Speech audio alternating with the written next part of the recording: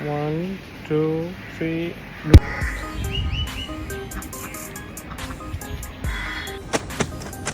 আজকে সুপার ফাস্টে আমি কাপড় কেচেছি, 2 বালতি অলরেডি কেচে রেখেছি। লাস্টে 2টো শার্ট বেঁচে আছে, এই দুটোই পরছি না। বেলা 3টের সময় ঘুম থেকে উঠে এত কাজ করা পসিবল না। কারা কারা 3টে পর্যন্ত ঘুমাও রবিবার আমার মতো, কমেন্টে জানিও। 2 দিন পর আমার জ্বর হয়েছিল, 4 কিলো বডি ওয়েট কমে গেছে।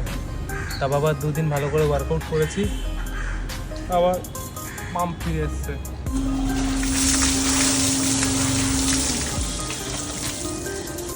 এখন বাজে দুপুর 3টে, আর এখন আমি ঘুম থেকে উঠলাম। এত কাজ পড়ে রয়েছে, কী করবো।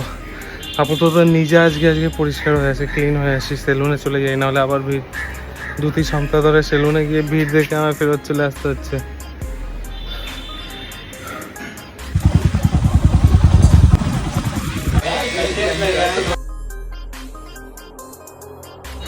মেন কাজ হয়ে গেছে, 2 সপ্তাহ টানা সেলুনে গিয়ে আমি ফেরত চলে এসেছিলাম, কেননা এত ভিড় ছিল। তাই ঘুম থেকে উঠেই আগে আমি চুল দাড়িটা কেটে এলাম। কেমন লাগছে কমেন্টে অবশ্যই জানিও কিন্তু। সেলুন থেকে ফিরে একটুও সময় অপচয় না করে কিন্তু সাথে সাথে এখানে প্রি ওয়ার্কআউটে কলা ইনটেক করে নিই। সপ্তাহের এই একটা দিন কিন্তু আমি হাই ইন্টেন্সিটি ওয়ার্কআউট করি, তোমরা জানোই। শুরুতেই কিন্তু এখানে আমি বাহনটাকে আমার পরিষ্কার করে নিলাম। সপ্তাহের একটা দিন ওকে খুব ভালো করে পরিষ্কার করি, কেননা সপ্তাহের এই একটা দিনই আমি পাই ওকে পরিষ্কার করার জন্য। বাহনকে স্নান করানোর পরে কিন্তু এখানে নিজের কাপড় জামাগুলো কেচে নিলাম, যেখানে কিন্তু আমার মাসেল ফ্লেক্স খেয়ে যায়। তারপরে চলে গেলাম নিজেকে পরিষ্কার করতে। পুকুরে কিন্তু এক ঝাঁপ দিয়ে একদম বডিটাকে ক্লান্ত মুক্ত করে দিলাম। এখানে পুকুরে কিন্তু সপ্তাহের একটা দিন আমি একটু বেশি করে সময় কাটাই, কেন সাঁতার কাটতে কিন্তু সেই লাগে আমার। তোমরা কারা কারা সাঁতার কাটতে পারো কমেন্টে অবশ্যই জানিও। তারপর কিন্তু ম্যান্ডেটরি পোজিংগুলো আমি এখানে করে নিলাম, কেননা পোজিং না করলে কিছু একটা খামতি থেকে যায় আমার মনে হয়। তারপর এখানে সূর্যি মামার কাছে নিজের ইচ্ছাগুলো জানালাম, প্রণাম করলাম।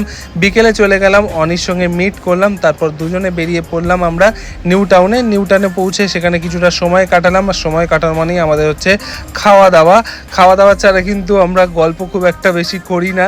এখানে শুরুতেই মোমো খেয়ে নিলাম, আর আমার মোমো খাওয়ার পাশাপাশি কিন্তু অনি এখানে নিয়েছিল আইসক্রিম, আর আমি একটু ভাগ বসিয়ে নিলাম ওর আইসক্রিমে। আইসক্রিম খাওয়ার পর আমরা অর্ডার করে ফেললাম ক্রিসপি চিলি বেবিকর্ন, আর এটা কিন্তু আমাদের দুজনেরই ফেভারিট একটা আইটেম।